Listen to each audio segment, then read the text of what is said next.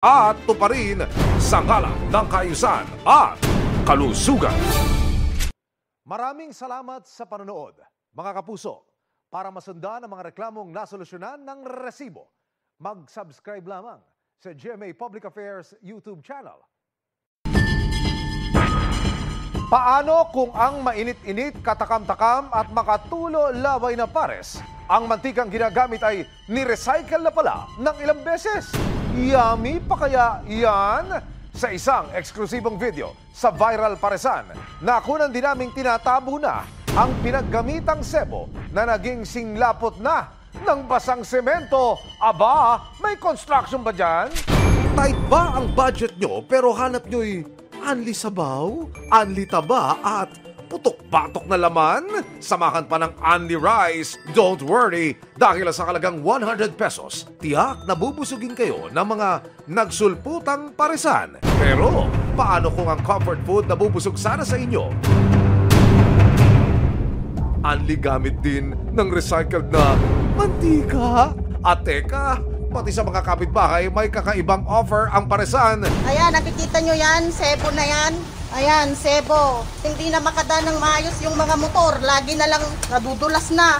Ayan, kita nyo yan, mga sebo na yan. Yan po yung gawa ng mga nagano dito ng mga pagkain. Shout out!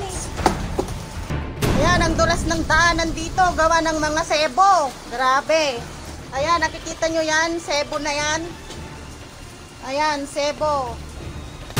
Mga residente ng isang barangay sa Quezon City, inireklamo ang isang lutuan ng pares na sanhi di umano ng umaapaw na sebo sa kanilang mga kanal. Narito po tayo sa eskinita kung saan una itong nakunan ng cellphone video at inireklamo nga ho ng mga residente.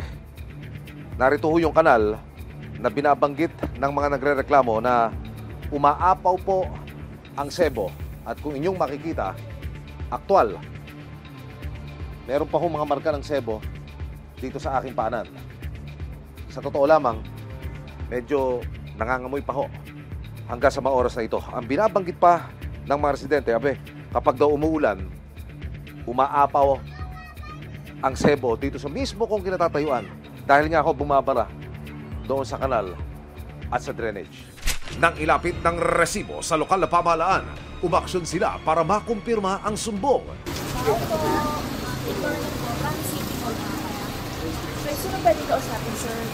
Pero hindi muna pinapasok ang mga inspektor dahil linis daw muna bago usap. Huwag po muna tayo maglinis, sir. Wala kayo maglinis po. Wala po muna maglilinis. Wala na maglinis, sir. Nang papasok na ng mga sanitary officer ang paresan. Medyo masangsang din po. Kasi maliban dun sa sebo, sa mga bahay-bahay po kasi din ang gagaling ng mga wastewater. Ang mga nilutong karne para sa overload pares, nakatiwangwang at nakapatong lang sa kinakalawang na mesa. At nang sitagin ng mga inspector, "Kuya, hindi lechong kawali yan. Bakit ka naman nagbukbang ng plastic?" At ang pwesto kung saan niluluto ang kanilang best seller, katabi lang naman ng banyo at lumang inidoro. Sobrang dumi po. Grabe po yung kanilang mga oil waste. Tsaka yan po nakatiwangwang.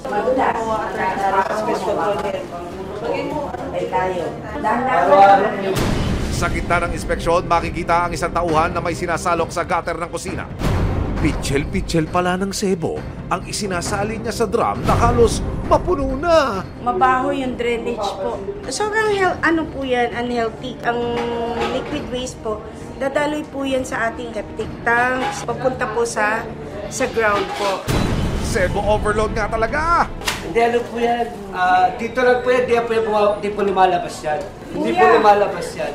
ang water po, abang po ganyan, naghahanap po yan kung saan po dadaloy. Ay, hindi po. May septic tank po kami. Ayun Asan po po? yung septic tank po. Ang grease trap po nyo. Andyan din po. Grease trap? Oh, yun. Hindi nyo nga po alam, di ba po? Yung mga mantika, sebo. Hindi po.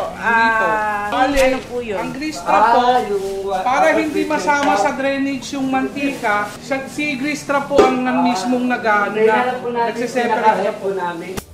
Sa patuloy na pag-inspeksyon ng mga sanitary officers sa loob ng inireklamong paresan, halos Kumulo na sa galit ang ilang residente sa nararanasan nilang perwisyo sa kanilang lugar. Punong-puno po yan pagka hindi sila naglinis. Puro sebo po yan. Lalo yan, pag umulan, umapaw. Kasi ang butas yung ano lang naman, maliit. Maya-maya pa, dumating na ang nagpakilalang may-ari ng paresan. Sir, meron kaming MO. Ito yung vision order namin. So sir, or may complaint po yan. Giit niya, Hindi kasi ang complaint noon, simula nung nagpagawa ako ng septic tank, matagal na kasi yan eh. Gawa ko inoperate ng septic tank. Kung lang makikita nyo nang wala pong lumalabas na waste dyan. Kaso lang, pumasok kami kanina sa red. Kasi time kasi nang paglilinis, sir. natuklasan ding walang kaukulang permit ang kanyang paresan. Pwede makita yung business card? Ano pa lang yun, mama? Barangay permit pa lang. So yung, ilan po yung empleyado? Mga ano yun, ma'am? 24? Ang mga food handler o empleyado ng kanilang paresan, wala rin daw health permits at walang suot na personal protective equipment o PPE habang nagluluto. Yung health, ma'am, nilalako na rin namin. So wala pa. Nang matapos ang inspeksyon, tila unleavened violations ang nakita at nailista pa ng mga sanitary officer, kabilang na ang kawalan ng maayos na waste segregation, kawalan ng hand washing facility para masiguro ang kalinisan ng bawat food handler. Sa ilalim ng Sanitation Code of the Philippines, pwedeng maipasara ang anumang food establishment kung wala itong kaukulang permit mula sa Local Government Unit o LGU. Ayon din sa batas, responsibilidad ng lokal na pamahalaan na bantayan at inspeksyonin ng mga food establishment para matiyak ang kaligtasan at kalinisan ng mga ibinebenta nila sa publiko. Dahil sa mga nakitang paglabag ng paresan, Wala po tayong magagawa, kailangan natin itigil eh. Kasi ang pinag-uusapan po natin yung pagkain, kalusugan ng mga tao, baka makasama pa sa kanila. may isang buwan na po ang nakalilipas mula ng bisitahin at inspeksyonin ito ng Quezon City LGU kasama ang team ng Resibo. Muli po natin itong binalikan ngayon. At ang nakikita ko ho, sarado na yung mismong commissary. Meron ng tarpaulin na ang wikay for renovation.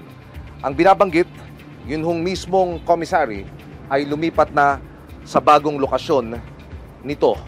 At ang binabanggit pa ayon sa impormasyon na ating natanggap, nagtatayo na rin sila ng isang industrial type na kitchen na siyang akma sa negosyong meron sila. Eto na po ngayon, sir, ipapakita ko na po sa inyo. Ito, sir, yung tinatawag na stock room storage po. Yan. Para po sa mga frozen po, nandito na po sila lahat ilalagay. Preparing table po. Dito po lahat ipiprepared ang lahat ng lulutuin. Kahit sino man yung pumasok po dito kung sakali at makita nila na maayos na, malinis na, binago na. Natuto po kami na tama naman po talaga po na dapat iayos. Next week, makikita nyo na po yung buong buo. Nangako naman ng lokal na pamahalaan ng Quezon City na patuloy nilang babantayan ang lahat ng mga food establishment. Kasabay ng paghahanap buhay tulad ng paresan na ito sa Quezon City, may mga responsibilidad na kailangang gampanan para masigurong ligtas ang customers at masigurong hindi makapeperwisyo ang kanilang operasyon sa ibang mga tao. May mga nakatalagang patakaran ng bawat lokal na pamahalaan na kailangang sundin at tuparin sa ngalan ng kaayusan at kalusugan. Maraming salamat sa panonood, mga kapuso. Para masundan ang mga reklamong nasolusyonan ng Resibo, mag-subscribe lamang sa GMA Public Affairs YouTube channel. Paano kung ang mainit-init, katakam-takam at makatulo laway na pares, ang mantikang ginagamit ay ni-recycle na pala ng ilang beses? Yummy pa kaya yan? Sa isang eksklusibong video sa Viral Paresan, nakunan din naming tinatabo na ang pinaggamitang sebo na naging singlapot na ng basang semento. Aba, may construction ba dyan? Tight ba ang budget nyo pero hanap nyo'y anli sabaw, anli taba at putok-batok na laman? Samahan pa ng anli rice. Don't worry, dahil sa halagang 100 pesos, tiyak na bubusugin kayo ng mga nagsulputang paresan. Pero, paano kung ang comfort food na bubusog sana sa inyo? Anli gamit din ng recycled na mantika. At teka, pati sa mga kapitbahay may kakaibang offer ang paresan. Ayan, nakikita nyo yan, sebo na yan. Ayan, sebo. Hindi na makadaan ng maayos yung mga motor. Lagi na lang nadudulas na. Ayan, kita nyo yan, mga sebo na yan. Yan po yung gawa ng mga nagano dito ng mga pagkain. Shout out! Ayan, ang dulas ng daanan dito, gawa ng mga sebo. Grabe. Ayan, nakikita nyo yan, sebo na yan. Ayan, sebo. Mga residente ng isang barangay sa Quezon City, inirereklamo ang isang lutuan ng pares na sanhi di umano ng umaapaw na sebo sa kanilang mga kanal. Narito po tayo sa eskinita kung saan una itong nakunan ng cellphone video at inirereklamo nga ho ng mga residente. Narito ho yung kanal na binabanggit ng mga nagrereklamo na umaapaw po ang sebo at kung inyong makikita, aktwal. Meron pa ho mga marka ng sebo dito sa aking paanan. Sa totoo lamang, medyo nangangamoy pa ho hanggang sa mga oras na ito. Ang binabanggit pa ng mga residente, kapag daw umuulan, umaapaw ang sebo dito sa mismo kung kinatatayo